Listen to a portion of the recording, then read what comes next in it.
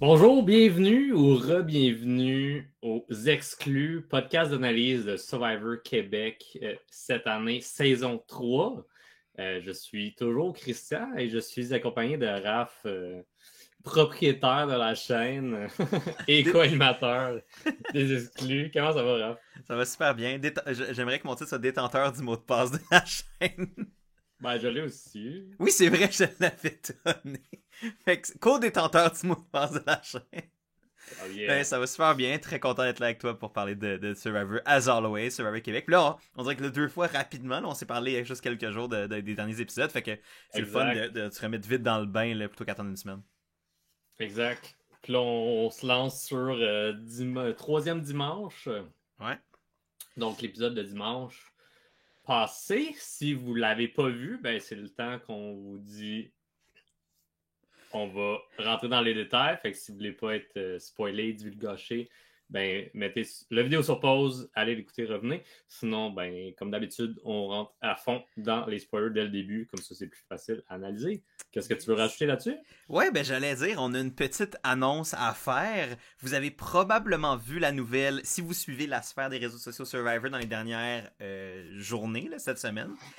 En fait, en Australie, accompagnant la fin de la saison actuelle Brains vs. Brawn 2, ils ont annoncé officiellement la prochaine saison de Australian Survivor, donc la version de Survivor en Australie, qui est une édition spéciale pour célébrer la 10e saison de Survivor Australie, et c'est Australia versus the World, donc les champions australiens versus les champions à travers le monde, donc différents joueurs de Survivor de plusieurs versions, et ben on est représenté Survivor Québec, notre petite version homemade pure laine de chez nous, est représentée par l'incroyable Cass de la saison 2, donc ma saison, amie commune de moi et Christian. On a pu jouer ensemble une fois à Survivor Chalet.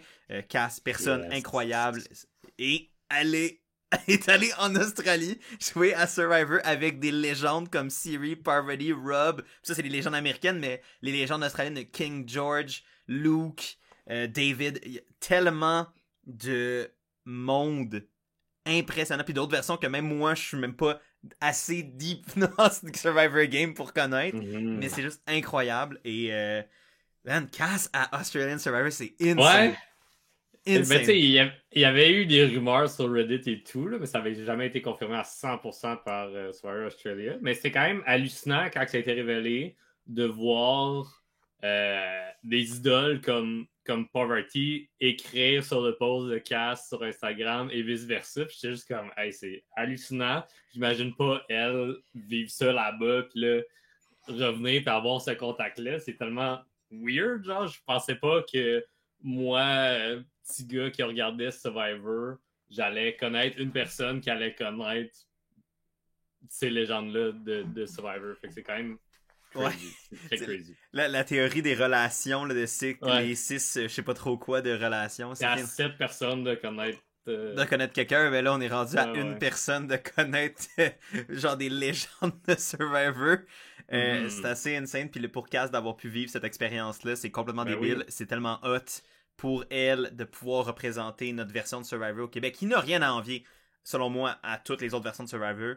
De pouvoir nous représenter la francophonie dans cette version-là spéciale de Survivor, c'est incroyable. Fait que félicitations de 1 à Cass pour ça. Et l'annonce en question, parce que c'est pas juste de féliciter Cass, évidemment ça va de soi, mais... Ah, c'est pas juste toi ici. Là, on revient sur être complètement imbu de nous-mêmes. Eh bien, les exclus vont revenir pour une édition toute spéciale de Survivor, d'analyse de Survivor, et on va couvrir Australian Survivor, Australia versus the World, pour couvrir la présence de Cass. Fait que c'est comme une petite saison 3.5 des exclus, où on va revenir avec cette formule-là pour couvrir cette saison-là, parce que, écoute, on a Cass là-bas, il faut qu'on en parle. Ben c'est ça, on ne peut pas couvrir ça, laisser ça dans l'ombre, puis pas le couvrir, puis également, ça va être difficile de pas root pour... On est clairement déjà les deux biaisés, là. Ben c'est ça. Pas root pour Poverty, fait que...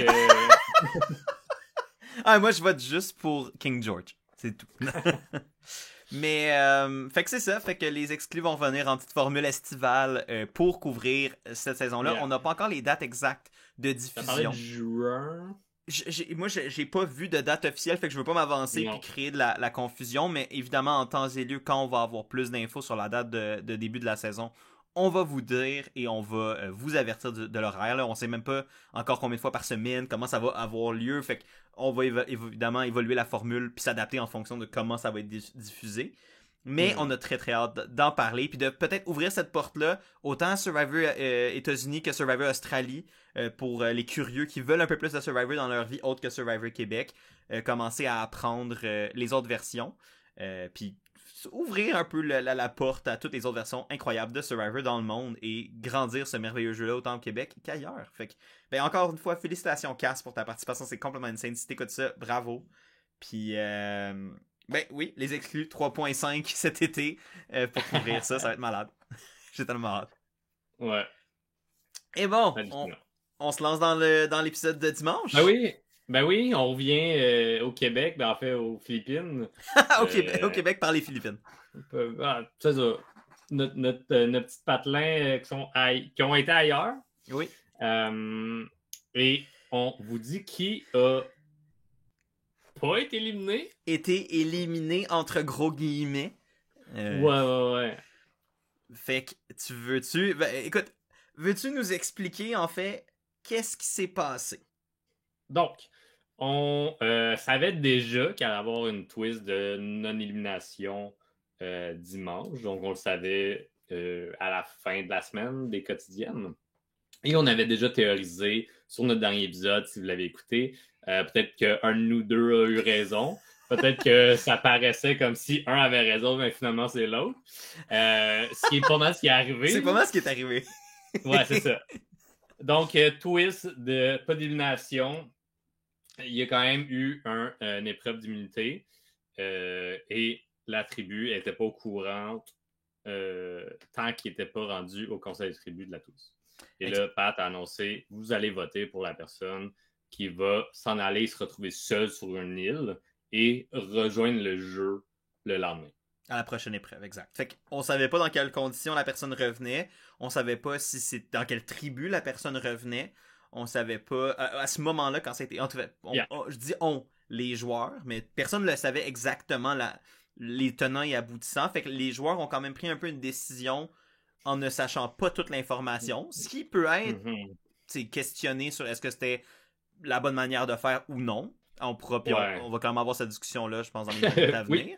Mais, est-ce qu'on dévoile la personne qui a reçu ces votes-là? Ben certainement. C'est nul autre que Kevin. Donc, il y a eu Opération Coup d'État du côté de Malachi. C'est exactement le même qu'ils l'ont appelé. Puis j'aime le fait qu'ils ont donné un nom à leur move. Je trouve que ça aide à garder ça un peu plus dans l'histoire de Survivor Québec avec un grand H. Là.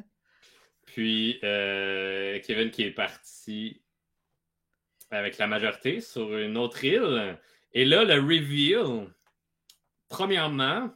Si vous n'avez pas vu notre dernier épisode, moi, j'avais théorisé que c'était un possible retour du vrai Exile, le Exile Island qu'on connaît des États-Unis, donc une île où quelqu'un est mis à part, pas sorti de la game du tout. Non, pas éliminé. Juste mis à part, tente de survivre tout seul et souvent, c'est une île très propice aux avantages ou aux immunités cachées. Donc, c'est ce que j'avais théorisé. Du côté de Raph, il avait dit, ils sont 18, fait que ça me met beaucoup la puce à l'oreille que ça se divise bien par 3. Et ça serait Kevin, la personne non éliminée, se retrouverait à être la première personne de cette nouvelle tribu. Et de la façon que Pat en parlait, ça s'enlignait vers ma théorie. Et finalement, quand on a vu Kevin se pointer sur l'autre île, il y avait une affiche de sa nouvelle tribu et un nouveau buff qui expliquait qu'il y avait la nouvelle tribu Sapa, donc les bleus, mot qui veut dire rivière, me semble. Quelque chose de même. Une affaire de même, ouais. Ruisseau. Et donc, troisième tribu, donc on s'attend à ce que durant les quotidiennes, au moment où on enregistre, on le sait, là, mais dans les quotidiennes, qu'il y ait un remaniement à 3 tribus, justement. C'est juste de la façon que ça va se faire que c'est encore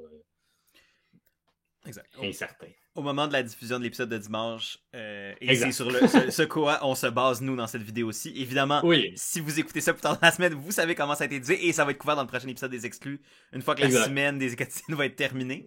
Mais, j'ai basically écouté lui de lundi tantôt. Là, je l'ai pas encore écouté.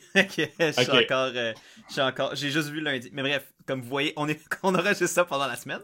Mais, donc, c'est ça. Fait que...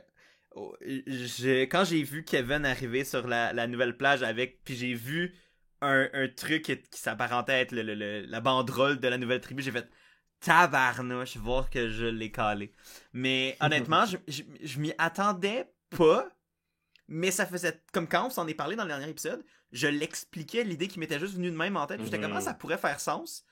Puis pendant que j'en parlais, j'étais comme mais ça marche tellement comme idée que là, quand je m'étais comme convaincu moi-même que c'était à ce moment-là que j'étais comme ok, c'est ça que ça va être. Mais là, après tout le long, entre le moment où on avait enregistré puis l'épisode, j'étais comme ah non, ça se fera pas, c'est peut-être trop ambitieux. Un remaniement à 3 tribus, ça demande quand même toute une logistique de gérer la 3e île, avoir le temps d'antenne pour les 3 tribus, etc. Toute la logistique sur place pour l'équipe de production et les tribus là-bas. Fait que j'étais comme, c'est peut-être trop tôt dans l'histoire de Survivor Québec pour qu'ils veulent introduire 3 îles, 3 tribus. Mais non, ils l'ont fait. Ils ont eu ils se sont lancés ce défi-là, lancé cette twist-là aux joueurs. Puis honnêtement, quand j'ai vu ça dimanche, j'étais tellement excité. Je suis vraiment content de ce que ça peut amener comme possibilité, autant dans la saison actuelle, mais juste dans le fait qu'on est à Survivor Québec, on n'a pas peur d'essayer des affaires. De se lancer des défis, en termes de production de télé, de show de Survivor, de comment on évalue le jeu, comment on évolue le jeu dans l'histoire, comment on se démarque des saisons précédentes. Fait que non, moi j'étais vraiment, vraiment excité, puis à premier égard, j'adore comment ça s'est fait. Ok. Je te poserai la question, parce que ça a quand même été mentionné ici et là, par rapport au fait il y a quand même eu une épreuve d'immunité, il y a une équipe qui a gagné, une équipe qui a perdu, puis l'équipe qui a perdu se retrouve à juste envoyer quelqu'un d'autre ailleurs. Genre, nonobstant la situation que ça a créé, juste de comme, hey, on a perdu, puis notre seule genre conséquence, c'est de bouger un joueur ailleurs, puis tous les autres joueurs vont juste piger, possiblement, ou peu importe comment ils vont faire les équipes. Fait que est-ce que c'est un peu une épreuve pour rien? Est-ce que c'est... Je pense que la question se pose, puis est très fair, puis je pense que c'est en se posant ces questions-là qu'on peut pousser le jeu plus loin. Pour mon opinion personnelle, puis je serais après ça curieux d'avoir la tienne également, dans mon cas, j'ai pas l'impression que c'est une épreuve perdue parce que dans le contexte du show, dans le contexte de la diffusion avec les quotidiennes, il faut des rondes non éliminatoires de temps en temps pour fitter dans l'horaire, fitter dans la diffusion. Fait que tant qu'à ce qu'on n'ait pas de rédemption puis d'exil, que à la base, moi j'ai toujours mentionné que j'étais pas le plus grand fan de ces îles-là. Encore moi après l'avoir vécu. Puis il faut quelque chose. Fait que, sachant qu'il allait avoir des non-éliminations ou des probablement avoir des non-éliminations ou des variantes sur les votes réguliers, là je me dis c'est quoi les possibilités que ces votes-là peuvent être. Puis les espions l'ont déjà fait, tout simplement envoyer quelqu'un, t'élimines quelqu'un, tu penses qu'il est éliminé, mais finalement tu le vois dans l'autre tribu le lendemain, ça a déjà été fait. Fait que c'est quoi la prochaine évolution de cette variation du jeu-là que tu peux faire? Il y en a peut-être d'autres auxquelles j'ai pas réfléchi en ce moment, mais dans le milieu des possibles que je vois, d'utiliser cette non-élimination-là pour lancer ta prochaine twist, qui est le remaniement à 3 tribus, pour moi, semble être le meilleur ou une des meilleures manières de le faire. Est-ce qu'après ça, pour revenir plus au sujet de ta question, qui était de est-ce que c'est peut-être une épreuve pour rien, est-ce que c'est assez punitif pour la tribu qui a perdu l'épreuve? Peut-être que la réponse à ça est comme non, c'est peut-être pas assez punitif. En même temps, pour la tribu, puis donc les joueurs qui restent dans Malaki après l'élimination de Kevin, tout dépendant également comment la tribu Sapa va être formée, ils se sont clairement, fort probablement, la grande majorité d'entre eux fait un ennemi. Oui. Puis, au final, la punition est t'as éliminé quelqu'un ou t'as envoyé quelqu'un là-bas, Et cette personne-là peut revenir avec une vendetta, cette personne-là peut hanter ton jeu, puis moi où j'aurais des problèmes, c'est si c'est Kevin qui choisit sa tribu, parce que là c'est vraiment énormément récompensé Kevin de s'être fait voter. Si c'est une pige au hasard, ben dans ce contexte-là où au final, ben ton désavantage pour Malaki, c'est que Kevin est le fantôme qui va peut-être venir te hanter plus tard dans le jeu parce que tu l'as trahi. Surtout en plus que dans le cas de Kevin, c'était une élimination par surprise, c'était un blindside. Pour moi, il y a un désavantage pour Malaki, en plus de la manière dont ça a été joué par Malaki, puis ça on pourra également en reparler, que je le vois pas personnellement comme une pas assez grosse punition. Puis croyez-moi, pour ceux qui ont jamais vu un remaniement à 3 tribus, tes alliances, tes groupes, ça t'amène à être poussé dans un coin très rapidement. Fait que d'avoir à créer un ennemi qui va être quand même dans ce remaniement-là à 3 tribus, la veille de ça, c'est un désavantage pour ben du monde dans Malaki. Puis même le fait que, exemple, Elodie, qui est encore dans Malaki avant de le remaniement à 3 tribus, s'est fait trahir par tout le monde dans Malaki qui ont voté pour son number one Kevin, qui elle aussi va être impliquée dans le remaniement à 3 tribus. Ça avec, c'est comme un autre truc qui désavantage Malaki. Ils ont eu à créer de la discorde au camp dans leur ensemble de joueurs en éliminant quelqu'un, même si c'était pour la twist, que Ougat n'a pas eu à faire. True. Ouais, sur le coup, j'étais comme, c'est weird un peu, tu sais, qu'une épreuve soit comme pas autant punitive qu'un autre.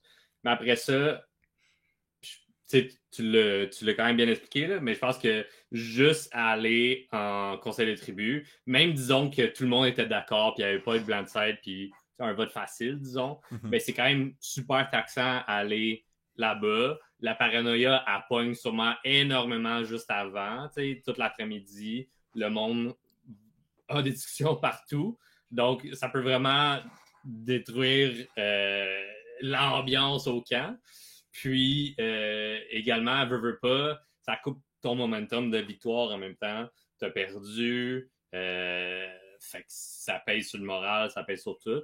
Fait qu'au final, là, c'est sûr qu'avec la situation de Kevin, j'ai l'impression que c'est pire que ce que ça aurait pu être. Mais on va revenir sur Kevin bien rapidement. Mais c'est ça. Au niveau de si ça a été un vote facile, je pense que ça aurait fonctionné quand même aussi. Au final, je pense que ça fonctionne très bien pour cette première twist à 3 tribus. Puis Kevin est quand même bien apprécié, je pense, de la majorité des auditeurs. Donc, je pense que c'est bien aussi de le garder dans le show en même temps. Là, juste ouais. Un bon heureux hasard. Là. Ouais, c'est ça, j'allais dire. Je veux quand même préciser par rapport à cet aspect-là que les non-éliminations sont prévues d'avance. Fait que le fait que ça soit tombé sur Kevin, c'est que ça a donné que Kevin était la personne éliminée la journée où cette twist-là allait arriver. Juste parce que des fois, à chaque fois qu'il y a des twists où il y a des joueurs qui restent, finalement, il y a toute cette question-là de est-ce qu'ils ont fait exprès? Non. C'est tout le temps planifié d'avance. Les shows télévisés comme ça, vu que c'est des jeux qui sont encadrés légalement. Donc, ils ont des calendriers qui sont déterminés à l'avance. Parce que sinon, il y aurait des manières. Ça pourrait être facile de dire ils ont biaisé le jeu pour l'avantage de telle personne. Non, c'est pas le cas. Puis tu sais, pour un peu closer la discussion concernant est-ce que c'est punitif ou pas, la question peut également être comparée avec notre saison dans le fait où Des Neiges a été éliminé de cette tribu. En fait, a été envoyée comme espionne, est venue passer une journée et demie à Bayani, puis finalement, oui, elle a eu le choix, donc elle aurait pu rester à Bayani, mais veut pas, elle a décidé de retourner à Nawa. Et nous, ce que ça a fait, c'est qu'on a perdu non seulement une personne qu'on a éliminée, dans ce cas-ci, c'était Oli, mais en plus, le lendemain, on a reperdu une autre personne par le départ de Des Neiges à ce moment-là, qui retournait chez Nawa. Fait que nous, on est passé de penser qu'on venait soit enfin d'avoir un avantage numérique sur Nawa, puis ou de enfin reprendre du momentum un peu dans la saison, après quelques défaites, puis tout ça, à non seulement devoir éliminer quelqu'un, parce qu'on avait perdu cette épreuve-là, puis en plus, perdre une autre personne. Fait que là, le débalancement numérique revient. On n'a plus la possibilité de bencher les joueurs dans les épreuves qui nous avantageait. Fait que ça nous a donné un énorme coup dans les reins, la non-élimination qui est au final, nous on était le côté qui n'a pas eu à vivre la non-élimination, puis ça nous a fait vraiment mal, je pense, à Bayani. Tandis que pour Nawa, ça a été au final, eux ils ont envoyé quelqu'un, la personne a survécu puis elle est retournée, puis crédit à eux d'avoir géré cette situation-là peut-être mieux que Bayani. Mais fait que, tu sais, pour moi, les non-éliminations, de dire que c'est punitif ou pas, au final, c'est ce qui va en découler. Fait que, là, on peut dire que c'est peut-être pas assez punitif pour Malaki, mais admettons que dans les remaniements, si c'est du hasard, puis ça fait en sorte que les groupes sont tous défavorisés numériquement pour Malaki, ben peut-être que c'est avoir été ceux qui sortent Kevin, c'est l'affaire la plus punitive pour Malaki qui aurait pu arriver, tu sais. Fait qu'au final, je pense que ça va vraiment... C'est dur à déterminer. Fait que c'est pas une question de est-ce que c'est punitif ou pas. C'est juste un impact que ça va avoir sur le jeu. Puis on verra ce que ça va donner rendu là, tu sais. Yeah. Donc, Kevin. Ouais, Kevin. Ben, on le voyait, hein, ça s'en venait. Ce Kevin qui prenait beaucoup de place. Ça tapait un peu c'est nerfs des gens au niveau de lui et Elodie qui gèrent, qui call les shots, qui gèrent les alliances, qui gèrent qui s'en va, qui gèrent le camp, qui gèrent les épreuves. Du côté des épreuves et du camp, je pense que c'était nécessaire. Du côté des alliances et tout, c'est sûr que ça fait plus de tort que de bien. Parce que il fait partie d'un core 5, mais il y a clairement 2 personnes à la tête de ça. Et c'est Kevin. Puis, tant qu'à éliminer un des deux, ben, allons-y avec le gars pour kind of garder l'illusion d'une alliance de filles. Mm-hmm. Je sais pas si elle existe encore. Ça n'a pas été full mentionné dans cet épisode-là. À voir avec le remaniement également. Si là, il y a des alliances de filles qui vont se créer entre Malaki et Ugat pour créer ça, ou entre Ugat, Sapa, peu importe, là, les trois. ouais. Mais le remaniement va peut-être amener des possibilités à butiner entre les anciennes lignes d'alliance puis tout ça. Exact. Ouais. Mais tu sais, je suis assez d'accord avec toi par rapport au fait que si on évalue strictement sur les épreuves et la gestion du camp, éliminer Kevin peut sembler comme une erreur pour Malaki. Ouais. C'est complètement un argument qui est fair. À la vue de ce qu'on a vu, que quand Kevin a pris un peu plus de place autant au camp que dans les épreuves, ça semblait mieux fonctionner pour Malaki. Yeah. Par contre, il y a beaucoup de gens qui n'ont pas compris, ou que dans les commentaires que j'ai vus, où j'ai semblé une incompréhension pourquoi stratégiquement éliminer Kevin, c'était un bon move. Puis, c'est pas nécessairement un bon move pour tout le monde, dans les 6 qui ont voté pour Kevin. Par contre, il y a clairement des gens pour qui ce move-là était le bon. Puis là, c'est sûr que là, je parle si ça avait été une élimination régulière. Parce qu'en effet, là, le fait que ça a été une twist de non-élimination change encore plus la donne. Puis je pense qu'en effet, peut-être qu'envoyer Kevin là-bas n'était pas le move à faire pour encore plus de monde à la lumière de la twist. Parce que là, il revient avec un couteau dans les dents, puis une soif de vengeance qui pourrait revenir hanter bien du monde dans Malaki, surtout ceux en qui avaient confiance qui l'ont trahi. C'est pour ça. Mais exemple pour du monde qui était content tu as mentionné le 5 de Malaki là, qui contrôlait tout avec Elodie et Kevin au top, Ashley et Florence et Marilou après ça, ou peu importe comment c'était placé, mais il y avait clairement une hiérarchie autant dans la tribu Malaki que dans ce 5-là qui était préétabli et qui était pas subtil.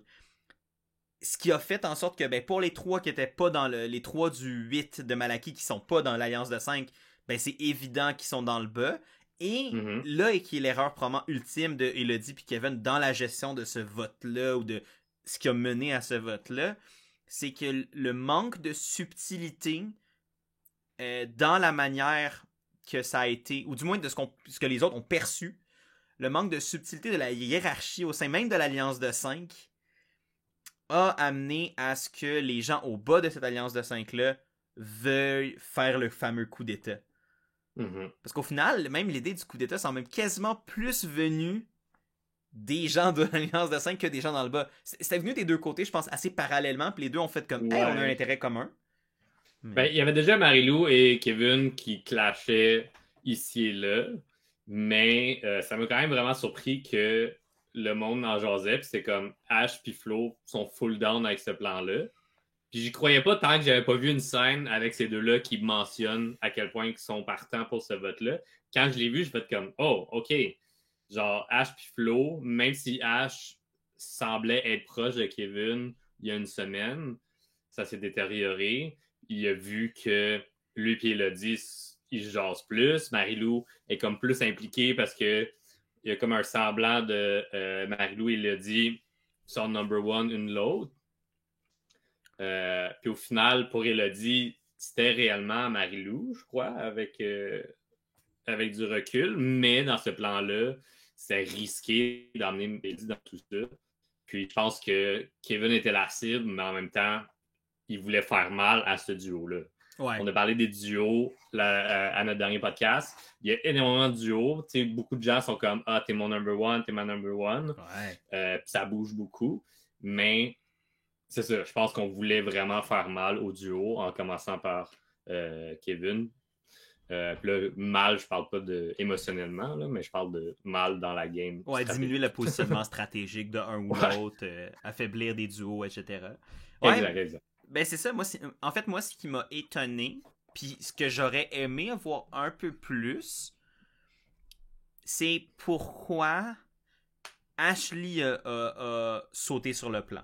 Parce que du côté de Marie-Lou, puis même du côté de Marie-Lou, je peux comprendre, t'affaiblis une relation pour Elodie qui force un peu peut-être Elodie à revenir plus proche de toi. Mm-hmm. Peut-être que ça peut marcher. C'est pas garanti, là, ça peut aussi être risqué de t'as sorti un autre de mes alliés, fait que je peux plus te faire confiance, parce que pourquoi tu le ferais pas à moi? Fait que c'est un jeu qui est quand même risqué. Mais en fait, moi, c'est celui que j'ai le moins compris dans tout ça, c'est plus Ashley au sens où est-ce qu'il l'a fait pour protéger Luke, parce qu'il est finalement plus proche de Luke. On a semblé voir tu sais, Luke dire écoute, moi, à Huygens, moi je peux pas voter pour Ashley. Ça a peut-être solidifié de quoi entre Luke et Ashley qu'on n'a pas nécessairement vu. Je me dis, est-ce que c'est qu'Ashley a eu, tu sais, où Florence a dit à Ashley qu'elle se sentait vraiment pas dans une bonne position dans le groupe de 5 et que tant qu'à avoir Sarah, Luke et Ryan qui eux sont prêts à faire un move là, ben on serait fou de passer sur cette opportunité-là. Puis là, Ashley s'est dit, ok, ben je peux pas aller contre Florence, fait qu'il a suivi son plan à elle ou son désir, il a pris son désir de peut-être vouloir améliorer sa position à elle. Est-ce que c'est une idée d'Ashley lui-même qui a fait, écoute, moi je me sens moi aussi 5e dans ce groupe-là, 4e ou 5e dans ce groupe-là, puis je veux tout de suite flipper les choses? Je le sais pas. Ils ont peut-être profité de l'émotivité de Marie-Lou, comme ils ont souvent mentionné, pour faire un... Je le sais pas, puis on l'a pas tant vu. Ouais, j'ai comme l'impression... J'ai comme l'impression que pour Ash, c'est un début de éventuellement sortir Marie-Lou. Mm-hmm. Mais que par Florence, qui est comme c'est pas le bon moment, et la discussion que Ash et Marie-Lou y ont eue durant l'épreuve individuelle du GAT, j'ai l'impression que là, la porte est ouverte pour affaiblir disons le trio que Ash voyait en Elodie, Kevin et Marie-Lou. Puis que Marie-Lou lui donnait basically carte sur table, je suis prête à faire un move contre Kevin parce qu'il gère tout. Ouais. Fait qu'il a pris cette opportunité-là, puis éventuellement, ça le mènerait à éliminer Marie-Lou. Peut-être, c'est un bon point. Le remaniement va possiblement tout fourvoyer les plans éventuels de tout le monde. Mais c'est ça qui rend le fait d'avoir un remaniement dans la saison assez excitant, si tu veux mon avis. Ouais, mais c'est ça. Fait que les votes dans ce conseil de tribu ont été 6 votes pour Kevin, 2 votes pour éliminer Luke. Luke qui est encore une fois le paratonnerre des plans B des gens, mais qui semble toujours s'en sortir parce qu'il va voir les bonnes personnes et peut-être pas la plus grande menace. Mais je pense que là, il est rendu au stade où il a développé assez de liens avec des gens dans la tribu Même Ryan, puis Dieu sait que Ryan veut se débarrasser de Luke. Oh, il en a encore parlé. Ah, je sais, j'ai tellement ri à cette confesse-là. Mais Ryan qui dit on a Luke comme cinquième option, puis qu'on peut se débarrasser en temps et lieu, j'ai fait oh my god, ça m'a tellement fait rire. Mais tu sais, même Ryan qui était comme on sort Luke, a comme fait ah ouais, pour ce plan-là, avoir Luke de notre côté comme autre option est quand même. Fait que ça m'a quand même fait rire. Mais il y a vraiment encore de quoi d'extrêmement complexe, je trouve, avec Malaki. Parce que, tu sais, on a parlé des duos, t'en as parlé avec Elodie Kevin, puis tout ça. Mais il y a même Sarah également qui a commencé à énoncer, à avoir des doutes sur Marilou, qui est supposément son duo fort. Mais là, en voyant Marilou aller exposer des informations à Elodie, mais là, Sarah remet tout en question. Puis ils ont finalement eu une conversation où Marilou est allée se justifier en disant moi, tout ce que je dis à Elodie, c'est des affaires que je leur pousse pour. Ouais. C'est du vent ou c'est pour les mettre en confiance pour ensuite exécuter notre plan d'éliminer Kevin. Puis je trouvais que Marilou a quand même fait une job efficace dans cette conversation-là pour, j'ose espérer pour elle, rassurer Sarah. Mais les craintes de Sarah étaient justifiées par contre. Puis, ouais, 100%. Puis j'ai trouvé ça intéressant qu'ils s'en parlent puis qu'ils nomment ça et qui après ça, parce que c'est tellement facile à Survivor de tu vois la paranoïa, tu sais la paranoïa s'en parle de toi, tu vois Sarah qui voit Marilou parler à Elodie puis je dis ok, whoop, Elodie, Marilou est plus de mon bord, je la sors ou ok je fais une note mentale puis ou des fois ils sont comme pris par la paranoïa puis ils agissent immédiatement ou là ils s'en sont parlé, peut-être que Sarah a encore cette note mentale là de oh Marilou joue peut-être sur beaucoup de plateaux mais pour l'instant elle me sert encore à quelque chose de la rassurer que c'est ma number one encore et vice versa fait qu'on peut avancer ensemble. On a un plus gros plan pour le moment, mais dans la tête de Sarah, elle sait là, que Marilou pourrait aller voir ailleurs éventuellement. T'sais. Ouais, puis tu sais, t'as mentionné Luke, puis j'ai l'impression que Luke, tranquillement, creuse son chemin vers être le number one de Sarah. Mm-hmm. Justement, parce qu'en étant le paratonnerre, Luke se fait dire plein de faux plans, plein d'affaires, tu sais. Justement que là, le plan initial, ça a arrêté de sortir Luke dans ce cas-ci. Fait que Luke se fait mentionner le nom de Ryan. Après ça, Elodie, pour essayer de le racheter un peu, lui mentionne l'immunité de Sarah en même temps, ce qui n'a pas vraiment rapport dans la discussion, mais c'est juste, elle a de la misère à mentir à 100%, fait qu'elle met un peu du vrai pour que ça passe mieux. Puis Luke, étant déjà au courant, semble-t-il, ramène ça de son bord, ramène ça, disons, Marilou le met tout le temps vraiment au courant. Lui, il recheck avec Sarah, puis il rapporte ça à Sarah comme information. Puis là, c'est comme, OK, on a toute l'information, on peut faire bien des choses. Fait que j'ai l'impression que malgré que Marilou, Flo, Ash, puis Ryan veulent mieux se positionner, que dans tout ce groupe-là qui servirait contre Kevin, j'ai l'impression que Luke et Sarah vont être un duo dur à cerner puis dur à ralentir par les autres parce qu'ils se font donner de l'information d'un peu partout parce qu'ils sont encore très à tombe libre là, ici. Ouais. Qu'est-ce que tu as pensé du fait qu'Elodie parle de l'idole de Sarah à Luke? Parce que je t'avoue que moi, je l'ai vraiment juste vu comme une espèce de geste empathique de la part d'Elodie.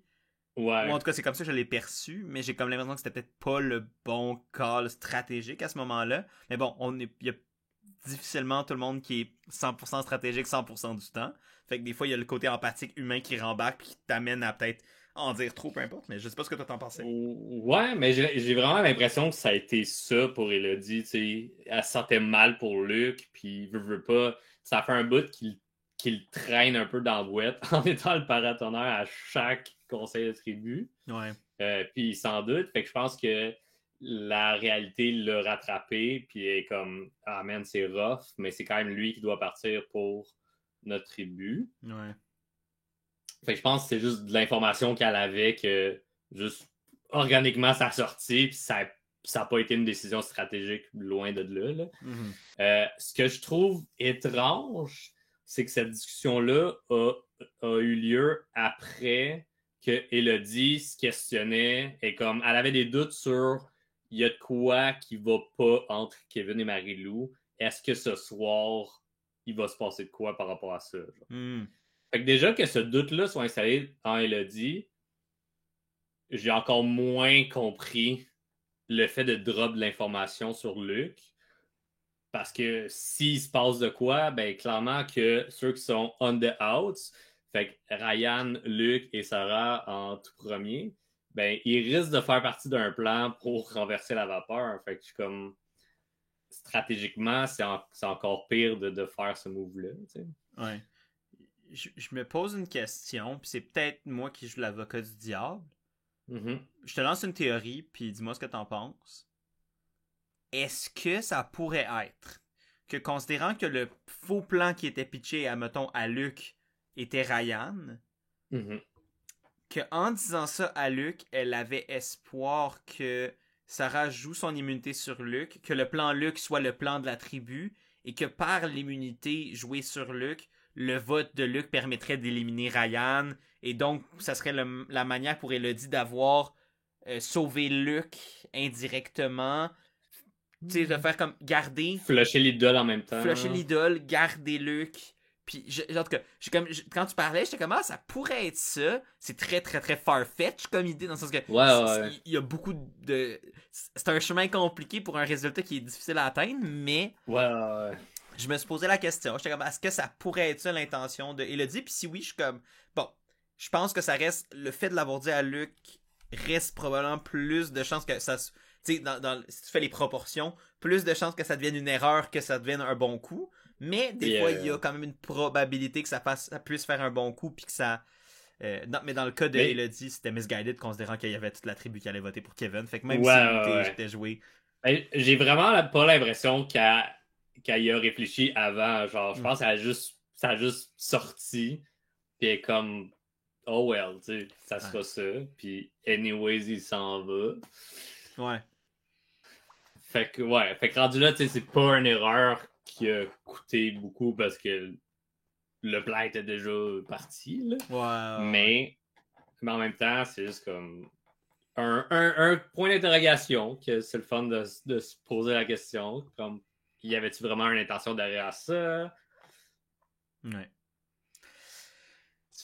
Tant de questions sans réponse. Puis c'est ça qui est tough, c'est que maintenant, tu sais, comme le côté public, sachant qu'il y a tellement d'affaires qui se sont probablement passées là-bas qu'on n'a aucune idée. Ben, c'est ça. Je trouve que c'est la partie qui me gosse le plus maintenant. Parce que je sais que je manque tellement de contexte pour toutes les décisions prises dans le show que je vas toutes les rencontrer, là. Tu vas pouvoir leur demander.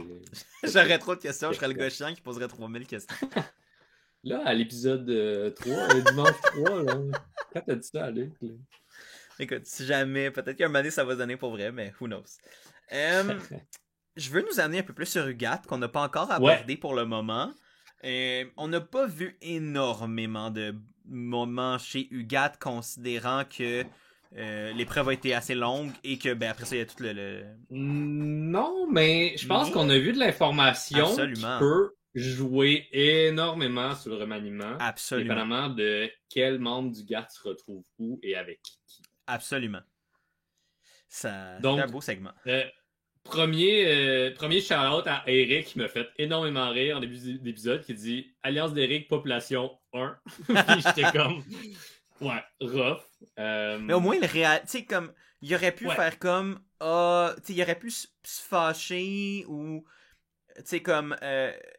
j'ai aimé qu'il a dit, écoute, c'est une dose d'humilité pour moi. Je pensais que j'étais au-dessus du jeu. Là, je me rends compte que je le suis pas, mais la manière que je l'ai vu, on l'a pas vu énormément, mais on a surtout vu quand même juste ok, j'étais peut-être pas dans le game. Comment je peux faire pour me revenir dans le game à ce stade-ci?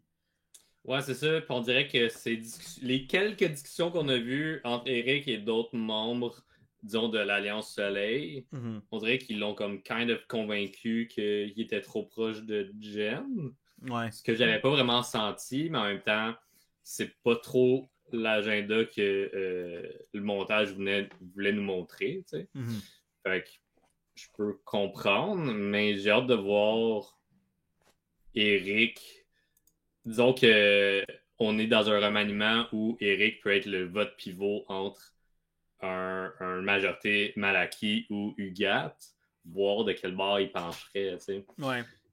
J'ai l'impression qu'il y a un jeu quand même old school où qui voudrait rester Ugat fort, mais après ça, est-ce que, vu qu'ils t'ont rien dit, t'étais tout seul à voter pour Mylène, pis t'as de l'air eu un peu zouf, mais comme pas méchamment envers Eric, là, mais juste comme hey, on m'a pas dit l'information, je faisais partie de l'Alliance, c'est un peu plate pour moi, tu sais. Ouais. Fait que Ouais. j'ai hâte de voir Eric va se positionner où par rapport à ça. Ouais, ça, la gestion d'Eric, tu sais, dans un contexte où Ugat serait retourné au conseil de tribu aurait pu être complètement différente, mais là, le fait que ça a été Ugat, un conseil, Eric est laissé dans le noir, puis après ça, il s'en va direct dans un remaniement où il y a potentiellement des gens de Malaki, potentiellement des gens du GAT, et on sait pas à quelle proportion nécessairement.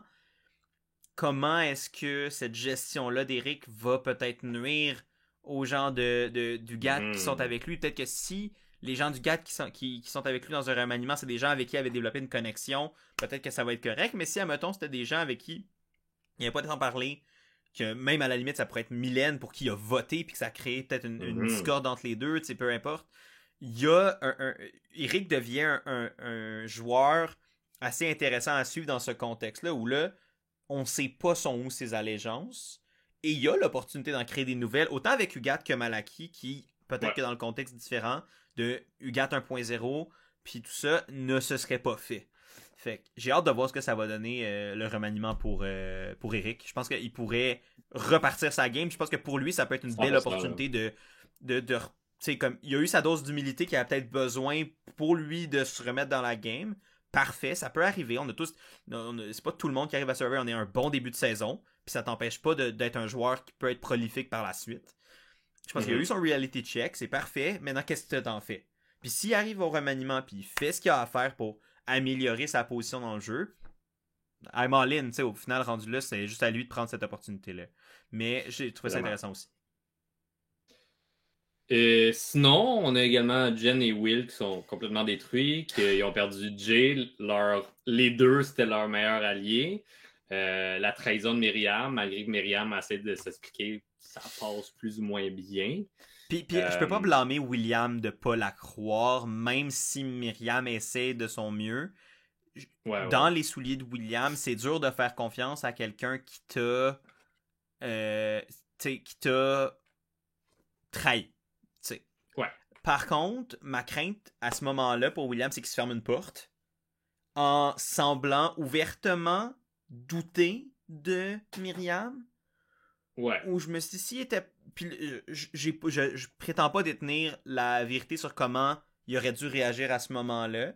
Mais j'ai comme l'impression que si il avait gardé son doute, qui est complètement valable, pour lui dans sa petite poche arrière, mais qui en surface se montre avenant ou un petit peu moins méfiant de Myriam, peut-être que ça lui aurait ouvert une opportunité que là, vu qu'il a démontré cette méfiance-là à Myriam, qu'elle est comme, oh boy, travailler avec William, je pourrais pas dans le futur, tu sais. Je sais pas, je me pose la question. Ouais, je sais pas. Je pense que Myriam est quand même consciente que, tu sais, à ce moment-là de l'adduction, Will était à fleur de peau. Là. Ouais, ça fait. C'est normal qu'il veut pas trop. Oui, ça définitivement. C'est ça. Puis je pense que de toutes les personnes qui sont présentes, Myriam est quand même bien bonne là-dedans de ce que j'ai pu comprendre de sa personne. Fait que, je serais pas prêt à dire que c'est fermé là. Mm-hmm. Mais après ça, c'en est suivi du Core 4 de l'Alliance Soleil qui essaie de décider une 5e personne à rajouter, puis qui qu'on veut joindre à l'Alliance Soleil. Est-ce qu'on veut avoir Jen qui vient nous rejoindre ou on veut avoir Will? Puis, il y a du débat là-dedans. Puis, moi, c'est là que je vois le plus d'erreurs, là, entre guillemets, potentielles à cause que là, on sait qu'il y a un remaniement. À ce moment-là, eux, ils peuvent pas le savoir. Mm-hmm. Mais on a quand même beaucoup de jeux un peu plus old school, je dirais ici, où c'est genre, prouve-toi à moi en votant contre ton allié. Puis je suis comme, oh my god, c'est la je pense que c'est la pire chose que tu peux demander à ce moment-là. Là. Ouais. Mais je sais pas si ça a été fait encore à ce moment-là, ouvertement, où ben, là, tu fais référence au confessionnal de Catherine qui disait ça. Puis là, je trouvais que ça faisait très, entre guillemets, l'archétype du mafioso. Ouais. Puis je trouvais que ce confessionnal-là de Catherine faisait très archétype du mafioso. Puis un archétype du mafioso, mais féminin, il y en a vraiment pas beaucoup à Survivor dans l'histoire de Survivor. Autant aux États-Unis que au Québec, je sais même pas si on en a eu un réellement. Parce que l'affaire la plus proche de ça qu'on aurait peut-être eu, c'est Audrey, qui était pas comme ça dans son style de jeu non plus nécessairement. C'est pas nécessairement du mafioso, de la manière dont c'est fait, ou c'est plus le chaos que la peur nécessairement. Puis la manipulation des informations et non juste t'insères la peur dans puis le contrôle par la peur. Puis je dis pas que c'est ça que Catherine fait non plus. Je suis pas en train de traiter Catherine de monstre, là, loin de là. Mais moi, quand j'ai vu ça, j'ai fait comme oh my god. Tu sais, comme c'est vraiment la réaction que j'ai eue, c'est fait oh my god. Catherine avec le confesse de mafioso, là. Ouais. J'étais comme oh, je m'attendais pas à ça. Tu sais, moi, ça détonne tellement avec ce que je m'étais fait comme idée de Catherine précédente. Puis je trouve ça malade à quel point je mange mes bas à chaque fois qu'elle fait un confessionnal ultra stratégique comme ça. Elle joue beaucoup. Ah, tellement. Puis est-ce que ça va être une erreur? C'est possible avec le remaniement. J'ai l'impression que son propos par rapport, par exemple, à William qui doit prouver sa loyauté en éliminant Geneviève, pour l'instant, était seulement un confessionnal. Et clairement, Catherine, je pense, dans son approche, est moins directe que ça. Ouais. Mais je sentais quand même qu'il y avait une discussion de comme, tu sais, pour faire partie de la gang. Je sentais que ça insinuait quelque chose du genre. Puis je pense que d'éliminer Geneviève pour que Will puisse faire partie de la gang. Et Will, il est pas con non plus là, dans tout ça. Il est comme. Il sait là, ce que le monde essaie de faire. Puis il essaie juste de trouver. Tu sais, comme, il va prendre l'information, il va essayer de trouver sa place là-dedans. S'il doit éliminer Jen, il va le faire. Mais pour l'instant, je pense pas que c'est son premier plan. Là. Non, mais j'ai même pas l'impression que ça l'ait fait encore dire tant que ça. Je sais pas. C'est là où je doute. Où je me dis, j'ai l'impression qu'à ce stade-ci, tu sais, oui, le plan est encore Geneviève dans la tête de l'Alliance, le corps de l'Alliance Soleil, là, les quatre, Daniel, Catherine, André et Sébastien. Mais je sais pas s'ils ont déjà révélé cette information-là à William. Parce que à ce moment-là, c'était trop tôt de le faire. Tu sais, ils savent même pas s'ils vont aller au conseil de tribu. Peut-être que c'est l'information qu'ils vont dire à William last minute pour exact. L'empêcher d'avoir le temps de faire une contre-attaque. Puis que là, il se dit c'est sa vie ou la mienne. Puis là, il est dans une position où il faut qu'il vote pour Geneviève pour essayer de se sauver. Mais ce que je trouve drôle de cette situation-là, puis c'est ce qui est vraiment nice, un peu à l'avantage du désavantage de Jen et Will, c'est que le Quatuor veulent pas les mêmes personnes dans leur alliance. Puis, tu sais, on a vu Sébastien aller jaser avec Jen, on a vu André prêcher pour la paroisse de Will. Puis là, tout le monde essaie de se convaincre à l'intérieur, puis ça crée des brèches. Puis il n'y a pas juste ça, mais il y a également Myriam, Mylène et Léane qui sont également l'Alliance Soleil, mais pas dans le cœur de l'Alliance Soleil. Exact. Fait que là, puis je pense que c'était la discussion entre André puis Catherine où il disait, là, va falloir que si tu veux rentrer William comme le cinquième doigt de la main là, du cœur de l'Alliance Soleil, ou peu importe comment ils veulent l'appeler. Là. On va l'appeler l'Alliance Noyau, parce que c'est le noyau au cœur du Soleil. On va dire ça comme ça, l'Alliance Noyau. Là. S'ils veulent racheter William là-dedans, mais c'est que ça va se faire aux dépens de bypasser dans la hiérarchie Myriam, Mylène et Léane, et ça va peut-être pas nécessairement passer au conseil, tu sais. Fait il y a en effet de la bisbille en termes de hiérarchie, puis en termes de... Puis c'est là où tu vois les agendas personnels qui clashent avec l'agenda collectif. Et c'est là où je pense qu'une alliance majoritaire comme ça peut craquer. Exact. C'est ce que je trouve intéressant. Puis c'est le fun de root pour l'underdog là-dedans, parce que c'est là que tu vois des opportunités. Est-ce qu'ils vont être capables de les voir? Est-ce qu'ils vont être capables de les saisir? On le sait pas. Mais en même temps, on voit un peu plus le jeu d'André ici, qu'on n'avait pas vraiment vu depuis le début. Puis je veux pas, il est dans mon top 3. Fait que j'ai hâte de voir qu'est-ce qu'il est capable de faire. Ouais. Fait que de le voir tenir son bout du bâton, puis tu sais, lui, il sait qu'il sera pas capable nécessairement de convaincre Daniel et Seb, mais il essaie de passer par Catherine parce qu'il sent qu'il va être plus capable dans ce sens-là. Fait que je trouve ça intéressant de voir un peu plus André. Là, par le bien d'eux autres, on a su un peu plus Daniel se trouver où dans tout ça, son point de vue. On l'a pas encore tant vu non plus, mais tout ça s'annonce à être super intéressant à suivre.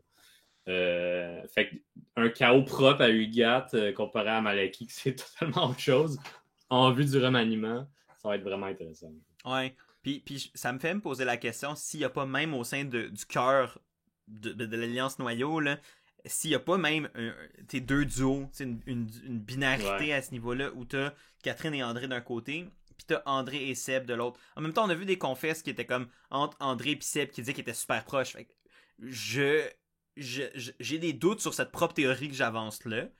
Ouais. Mais là, le fait qu'en effet que André passe par Catherine pour amener l'idée de William, est-ce que ça montre pas ou est-ce que ça pourrait amener à croire que il y a des agendas de duo qui sont différents au sein de cette alliance-là, puis être peut-être une brèche à utiliser pour des membres de Malaki, des membres d'Ugat rendus, soit avant, sachant qu'il y a un remaniement, rendu dans un remaniement, ou même plus tard à la fusion, si exemple Ugat se tient ensemble même après le remaniement, il y a encore pas mal de choses, puis comme Ugat a son potentiel de péter tout comme Malaki a pété, juste pas de la même manière.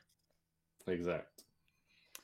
Autre chose à rajouter sur Ugat avant qu'on close sur Malaki? Non, je pense que ça fait pas mal le tour. Ça a été vraiment le cœur des discussions.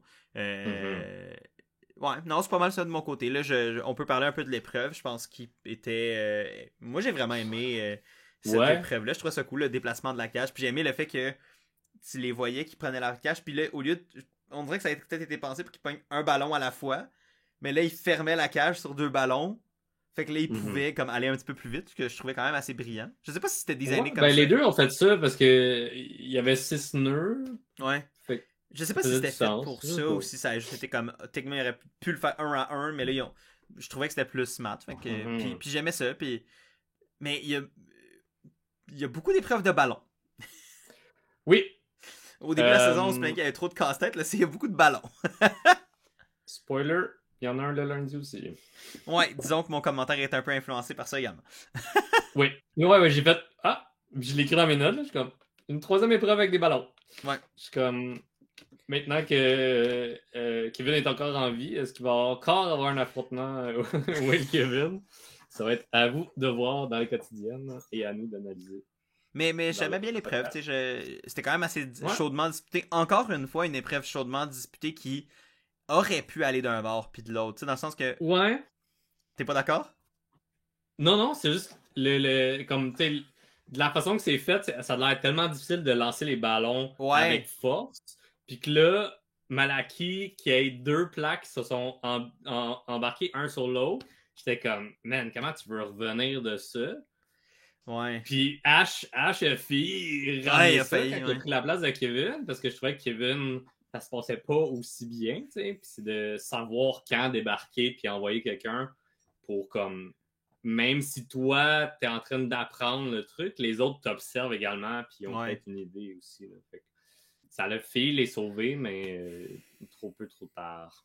Ouais. Mais c'était une bonne épreuve, c'était serré. Puis c'est dommage pour Malaki qui, après avoir connu le sentiment de victoire, finalement retombe dans une situation où ils revivent un autre conseil. Bon, dans l'ultime, considérant qu'ils n'ont pas eu à éliminer quelqu'un, peut-être que ça aurait pas été plus mal que ça, mais considérant le contexte de qui ont choisi de continuer leur plan d'éliminer Kevin, est-ce qu'il va avoir des conséquences potentiellement graves pour certaines personnes de Malaki?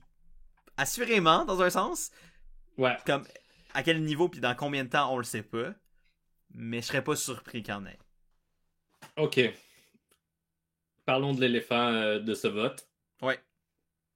La décision de envoyer Kevin dans la twist. Premièrement, il s'attendait à une twist en analysant ce que Pat avait dit, puisque c'était différent d'habitude. Je trouve ça intéressant qu'il l'ait remarqué, puis ça a été mentionné qu'il avait remarqué que c'était différent. Ça a été mentionné. Fait que ça, c'est bien, mais après ça, tu peux pas te fier à 100% là-dessus. Faut que t'aies le plan de Kevin faisait du sens. Ouais. Pour éliminer Kevin, ça faisait du sens stratégiquement pour des joueurs. Oui, pour tout le monde. De joueurs. Pour beaucoup de joueurs, ça faisait du sens. Pour au moins 3, voire 4 des joueurs sur les 6 votes, pour moi, ça faisait absolument du sens. Ouais.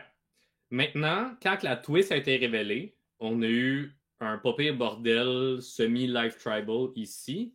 Et là, la question s'est posée, est-ce qu'on continue quand même avec le vote parce que ça va donner un avantage à Kevin et il veut pas, il va être piste. De mon côté, je me suis dit, faut que tu sois sûr, puis je pense qu'il était trop tard pour ça, parce que pour voter Kevin, c'est soit que tout le monde est dessus ou personne n'est dessus. Ouais. Parce que sinon, il va le savoir, puis après ça, il va quand même avoir des répercussions, et là, il va être resté, tu sais. Ouais. Fait que j'ai l'impression qu'il était un peu... Il y avait un peu les mains liées parce que leur plan était déjà fait, puis il aurait fallu qu'ils se jasent énormément durant le live tribal. Puis Pat, il semblait vouloir condenser ça parce qu'il les rappelait souvent que hey, dans pas long, je vais vous demander de vous asseoir. Il y a même fait un décompte pour que ça suffit puis qu'ils puissent aller voter. Là. Ouais.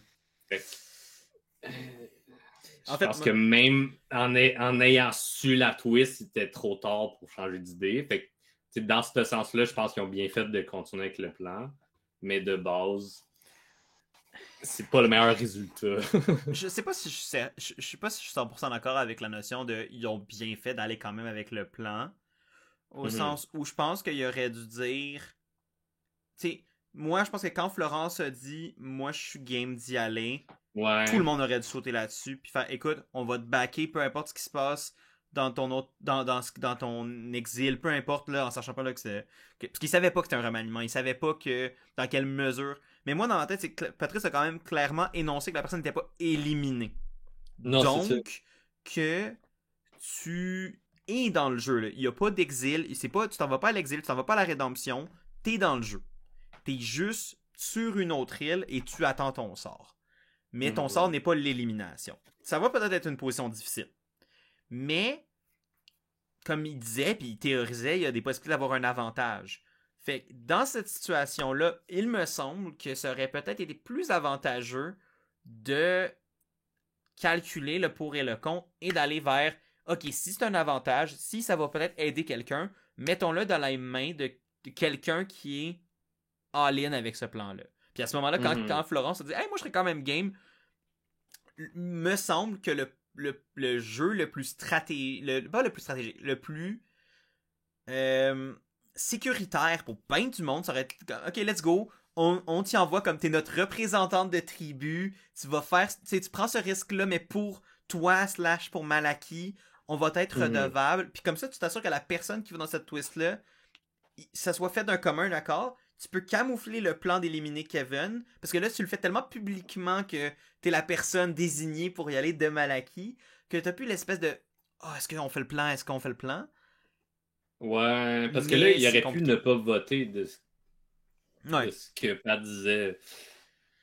Mais c'est ça, j'ai l'impression qu'il aurait fallu qu'il y ait plein de discussions sans Kevin pour se confirmer, parce que faire les discussions avec Kevin, c'est comme, est-ce qu'on est en train d'y mentir? Il y a toujours ce doute-là. Fait que je suis comme, aussitôt que Kevin reçoit des votes, là, est-ce qu'après ça, on assume de dire, c'est Luc, c'est Ryan, c'est Sarah, juste pour faire comme, il était déjà en the house, tu sais, c'est correct. Ouais. Mais d'où le fait que je pense qu'il aurait dû faire un peu publiquement, genre, quasiment pas de vote, mais tu sais, comme, est-ce qu'il y a quelqu'un qui se désigne pour y aller? Puis on dit comme, tu sais, comme, quasiment tu empêches le vote d'avoir lieu. Ouais, qui pousse plus, genre. Quasiment comme on nomine cette personne-là, ou la personne s'auto-nomine en disant, écoute, moi je suis game de aller tout voter pour moi, je vais faire ça pour nous. Tu sais, puis c'est ça que je veux dire, tu sais, comme, plus pousser dans ce sens-là qu'on y va dans une décision unanime de tribu. Puisque je suis d'accord que si tu vas dans l'ambiguïté puis que tu laisses la possibilité d'avoir des votes sur Kevin, là c'est vrai que ça pourrait barder quand tu reviens au camp. Tandis que à l'inverse, si tu le fais un peu dans un move public de tribu de dire on envoie telle personne comme représentant, là tu tombes là-dedans. Par contre, tout ce qu'on dit là, c'est dur à faire. Parce que quand t'es là-bas, t'es stressé, tu sais pas qu'est-ce qui s'en vient. Tu sais pas quelles conséquences ça va avoir sur ton jeu. Tu peux même pas avoir compris la twist. Nous, on a le bénéfice d'être pas stressés dans notre sofa à écouter la twist un dimanche 2 mois après que ça soit passé. Mais eux, quand ils ont leur cul sur le siège, des fois, t'es tellement stressé que t'entends même pas ce que Patrice te dit. Ouais, tu zone out, puis... Fait que t'es pas sûr de comprendre tous les tenants et aboutissants de peu importe cette twist-là va être quoi. Quand tu... Puis tu sais, je trouve que Ashley l'a quand même dit d'une manière que assez bien placée, même si je sais pas si je suis 100% d'accord avec cette philosophie-là tout le temps. Ouais. Mais de la manière qu'il l'a dit, je comprends sa justification de... je sais pas si je suis prêt à risquer mon jeu, ma place dans le jeu pour cet avantage-là. C'est très conservateur comme manière de jouer, mais ça peut, quand tu es dans une position où tu te sens à l'aise, ça peut être justifié. Après ça, je pense qu'il y a des gens qui devraient prendre des risques peut-être plus souvent, surtout quand tu penses que dans une position qui t'a des avantages, mais tu le sais pas nécessairement, ça. Puis, fait que de là à dire que c'était une erreur complète de sortir Kevin à ce moment-ci, c'est dur à dire parce qu'en effet, il y a le risque que le plan Kevin foire, puis là, ils reviennent à Malaki en étant piste. Fait que je peux comprendre le désir de jouer safe, entre guillemets, puis de garder le même plan pour t'assurer que peu importe c'est quoi la twist, t'as un plan de contingence qui est on garde le statu quo. Ouais. Fait que, pour moi, de dire que c'est 100% une erreur de sortir Kevin, je dirais pas ça, parce qu'il y en a que c'était ça un peu du discours que j'ai vu, puis j'étais pas 100% d'accord. Est-ce que quand même sortir Kevin, au final, je pense que c'était une erreur? Je pense que oui. Tout dépendant pour qui. Ouais. Il y en a pour qui c'est plus une erreur que d'autres. Il y en a pour qui c'est plus risqué que d'autres, à la limite. Si on veut même pas dire le mot erreur, on va le savoir quand les tribus vont être reformées.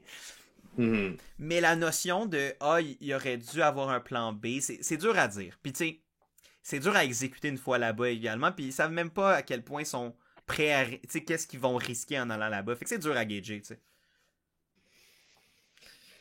Ouais, je pense que ça fait pas mal le tour de ça. Hein. Comme, tu sais, je pense que dans tous les cas, un ou l'autre, on aurait pu justifier que c'était une erreur ou pas de le faire. Tu sais. Ben oui. Avec le remaniement, on va bien s'en rendre compte. C'est sûr que s'il y a des gens de Malaki qui ont écrit son nom et qui se ramassent dans sa tribu Sapa, ben... ça risque de barder un peu. Non, exact. Fait que d'où le fait que moi j'ai extrêmement hâte de voir puis même subséquemment d'analyser tout ça. Dur un peu de faire des prédictions en ce moment parce qu'on sait pas trop. Ouais, il y a comme une intrigue au niveau de comment que Kevin va jouer avec ça. Parce que clairement, là, il est fâché et tout. Mais j'ai l'impression qu'il peut pas aller all-in. Hey, c'est fini pour Malaki. Parce que Ugat, ils peuvent facilement juste faire comme ben t'es rendu avec nous, nice. Puis le sortir aussitôt qu'ils n'ont plus personne de Malaki à sortir, tu sais. Fait que je pense que Kevin est un peu plus brillant que ça. Puis peut-être que le remaniement, ça va lui donner le temps de prendre une décision face à qu'est-ce qu'il va faire. Clairement qu'il y a une vendetta, hein? Il l'a dit à la fin de l'épisode, là. Mais curieux de savoir comment il va s'y prendre stratégiquement. Parce que je trouve qu'il est quand même très allumé stratégiquement. Il a pris un petit peu trop de confiance dans la dernière semaine. Ouais. Ça l'a mis dans une position de spotlight, basically. Là. Ouais. Plus touché définitivement stratégiquement. Puis il en a fait les frais. Puis je pense que il y a eu un peu de trop grande confiance à ce niveau-là. Tu sais, la discussion de 5 sur la plage devant tout le monde. Ouais. C'était pas idéal, mettons. Puis je pense je pense qu'après coup, quand il s'est fait éliminer, il a dû le reconnaître. Puis tu sais, même, il a dû faire comme j'ai peut-être trop. Je sais pas, j'ai pas parlé à Kevin sur ça, là, mais il y a cette notion-là, je pense, c'est ça, sur confiance. Par contre, comme tu dis, puis je suis très d'accord avec toi, je pense qu'il est plus intelligent que juste péter sa coche puis de vouloir prendre sa revanche à tout prix. Je pense que pour le meilleur move pour Kevin, c'est de garder ça en tête, se rappeler de cette trahison-là, peu importe, puis de l'utiliser au moment opportun. Puis ce moment opportun-là est pas nécessairement la première opportunité. Non, c'est ça. Ça va être intéressant. J'ai vraiment hâte de voir qui va composer la tribu Sapa, puis même la Néo-Malaki puis Néo-Ugat. Ça va être... Moi, j'ai toujours aimé, d'un point de vue téléspectateur, les remaniements, parce que c'est enfin... Tu sais, c'est enfin le moment de tester les relations précédentes dans les tribus originales, mais également le début de nouvelles relations qui peuvent peut-être devenir le nouveau duo, la nouvelle relation qui va être au cœur de cette saison-là, parce que peut-être que ton âme sœur dans le jeu de Survivor est de l'autre côté, puis tu le savais pas, juste parce que c'était un meilleur fit de personnalité. On regardait, exemple, Jérémy puis Kevin qui semblaient avoir comme eu une envie de jouer ensemble, puis tout ça. Ben, peut-être que cette connexion-là se serait faite dans un remaniement. Là, bon, les deux... Ben, Kevin est encore là, mais dans le cas de Jérémy, ça a été un peu trop tôt. Mais tu sais, le point reste que des fois, ça peut amener à des nouvelles connexions qui se créent qui peuvent être importantes pour le jeu. Fait que j'ai hâte de voir s'il va y avoir des connexions de même, puis si oui, qui, tu sais. Yeah. Bien content du remaniement de 3 équipes de 6. Je sais que pour ceux qui écoutent nos podcasts de Survivor US, j'ai souvent bâché 3 équipes de 6, mais j'ai bâché ça en étant répété à chaque fois en début de saison. J'aime ça en remaniement. En début de saison, à chaque saison, pendant 10 saisons, c'est un peu trop. C'est ça, voilà, le fait de voir 3 tribus dans le contexte de Survivor Québec est pas fatigant parce que c'est un nouveau à Survivor Québec. Fait que déjà là, les joueurs ne savent pas nécessairement comment dealer avec ça. Et comme tu dis, c'est pas les tribus originales. Fait qu'il y a déjà des relations, il y a déjà de la stratégie établie. C'est ça qui est intéressant, je Exact, c'est ça. La dynamique de tribu de 6 est influencée par les 11-12 jours de jeu qu'ils ont eu avant d'arriver au point où là sont 3 tribus de 6. Puis j'aurais été très curieux, moi, de vivre ça dans ma saison. Une tribu plus petite, tu sais, comme au début. Pas nécessairement comme tu dis jour 1, mais d'un remaniement un peu de ce style-là. Parce que je pense que ça aurait été intéressant de voir comment les joueurs dans ma saison se seraient débrouillés dans ce contexte-là.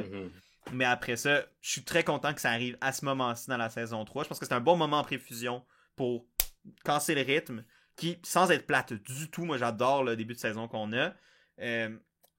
Ça vient juste péter un peu la potentielle monotonie qui aurait pu s'installer surtout en plus avec le fait que veux pas Malaki s'en est tapé des conseils de tribu. Là, ça amène une toute nouvelle dynamique de jeu. Puis à 6, t'as beaucoup moins d'espace pour te cacher. Bon. Ok, ça va barder selon moi. Yeah. Puis bonne chance à Malaki pour pas se retrouver en minorité un peu partout. Ça regarde mal, mais on sait jamais. Ouais. Fait que, écoute, je pense que là-dessus, ça mène pas mal fin. On peut pas vraiment faire de prédiction sur l'élimination parce que, sachant pas la confection exacte des tribus, ou du moins où tout ça pourrait aller à la fin de la semaine, ça va évidemment aller plus au prochain épisode des Exclus qui va couvrir les quotidiennes de la semaine. Fait que de faire une prédiction, c'est un peu difficile. Fait que laissons ça dans le mystère plané pour le moment et décidons ça. T'sais, voyons le résultat simplement à la fin de l'épisode du jeudi. Mais clairement, j'ai hâte déjà au prochain épisode puis de discuter des nouvelles. Tu sais, ça va faire comme basically 3 conversations de qu'est-ce qui se passe avec ces dynamiques-là, qu'est-ce qui se passe avec ces dynamiques-là, puis qu'est-ce qui se passe avec les dynamiques chez Sapa, mettons. Ça va être malade. J'ai tellement hâte, là, man. Analyser les remaniements, c'est ce que dans les trucs que je préfère à Survivor. Fait que j'ai vraiment hâte de te retrouver déjà pour ce prochain épisode-là. Excellent. Ben, pareillement, hein. Non, moi, j'ai pas hâte du tout. Bon. Ça va. Mais ben merci à vous d'avoir été là pour toute la durée de cet épisode d'analyse du dimanche soir de la semaine 3. Très hâte de voir ce que vous pensez de l'élimination de Kevin, de ce que vous pensez de ce remaniement-là. Laissez-nous savoir vos opinions sur autant les sujets qu'on a discutés là que peut-être d'autres sujets qu'on n'a pas encore mentionnés ou vos théories pour la suite de la saison, la suite du remaniement dans les commentaires, c'est la place pour ça. Si vous avez aimé la vidéo, n'hésitez pas à laisser un j'aime. Même chose pour les plateformes de balado, c'est toujours apprécié. Et évidemment, et surtout, si vous voulez pas manquer notamment la fin de notre couverture de la saison 3 de Survivor Québec, mais également, comme on l'a annoncé plus tôt dans l'épisode, dans la vidéo, l'analyse de Australian Survivor, Australia versus The World, ben, abonnez-vous à la chaîne pour ne rien manquer de cette analyse, des exclus. C'est ça, prenez soin de vous. T'as-tu quelque chose à rajouter, Chris, avant qu'on ferme ça? Je lance la balle à Cass si jamais elle veut se pointer à la fin de notre analyse de Versus the World. Ça pourrait être vraiment intéressant.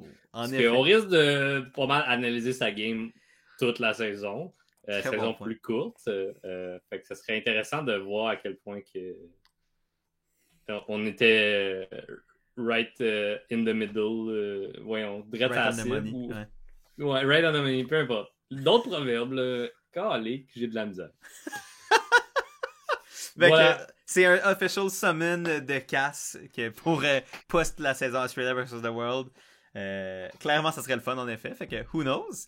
Mais merci d'avoir été là tout le monde. Passez une super belle fin de journée ou de soirée, peu importe quand est-ce que vous écoutez ça. Prenez soin de vous. Et on se revoit très bientôt pour le prochain épisode des Exclus. Salut tout le monde. Ciao.